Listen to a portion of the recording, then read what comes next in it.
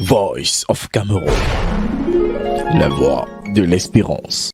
Les élections régionales sont proches et son organisation est une autre tâche que s'assignent Elections Cameroun et l'ECAM. Si l'enjeu de ce scrutin, le tout premier du genre au Cameroun, est intimement lié à la refondation structurelle de la vie administrative nationale, il est indispensable de procéder à l'écriture d'un manuel qui présentera les étapes les plus importantes aboutissant à la consultation électorale du 6 décembre prochain. Ainsi vont donc se décliner les prochains jours de travaux de la session de plein droit du Conseil électoral de l'ECAM qui s'ouvre ce matin. Il serait raisonnable d'admettre que les statistiques, quoi que faire comparées à l'année précédente, devraient être considérées comme très encourageantes, compte tenu du contexte sanitaire et sécuritaire qui prévaut.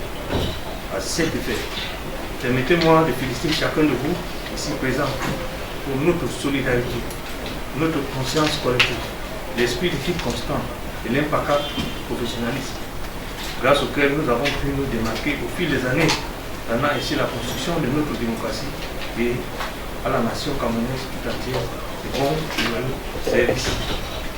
Je vous exhorte donc à continuer sur cette lancée, en gardant le même état d'esprit et en restant permanemment focalisé sur nos objectifs et sur notre vision. Ceci participe à n'en point douter à la consolidation de la paix et à l'ancrage de la cohésion nationale. Mesdames et messieurs, les assises de ce jour, comme celles qui vont suivre, tirent leur fondement des dispositions pertinentes de l'article 19 du Code électoral. Dès lors, il s'agira, durant les travaux, d'examiner minutieusement et d'adopter ensemble la feuille de route du Conseil électoral et la direction générale des élections qui précisera non seulement les étapes majeures, mais aussi la cadence et la démarche à suivre chaque fois au regard des objectifs fixés et tout cela dans des délais bien précis. Pour parvenir à un objectif aussi crucial, les énergies et les intelligences de tous bords sont conviées à participer à ce travail qui n'est pas de tout repos certes, mais sans lequel rien ne peut être entrepris en toute sérénité. Les assises de ce jour, comme celles qui vont suivre, tirent leur fondement des dispositions pertinentes de l'article 19 du Code électoral.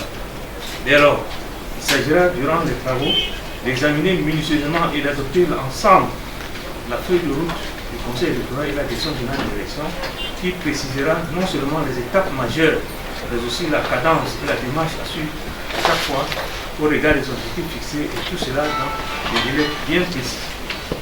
Va sans dire que cette feuille de route, une fois adoptée, servira de boussole tout au long du processus, avec évidemment la possibilité de procéder à d'éventuels ajustements et réorientations en fonction des aléas qui pourraient survenir. Dans le même ordre d'idée, il conviendra de faire une revue synthétique des multiples descentes effectuées sur le terrain avant la convocation des collèges électoraux afin d'apporter dans l'urgence des réponses adéquates aux différents problèmes rencontrés et d'envisager des solutions adaptées aux difficultés relevées sur le terrain. Une fois de plus, mesdames et messieurs, nous sommes face à l'histoire. L'élection des conseillers régionaux du 6 décembre 2020 a non seulement le mérite de permettre la mise en place de l'ultime palier institutionnel de la République, mais elle marque également sur le plan constitutionnel un tournant décisif dans l'achèvement du processus de décentralisation si bien entamé par le gouvernement. La décentralisation est en marche au Cameroun.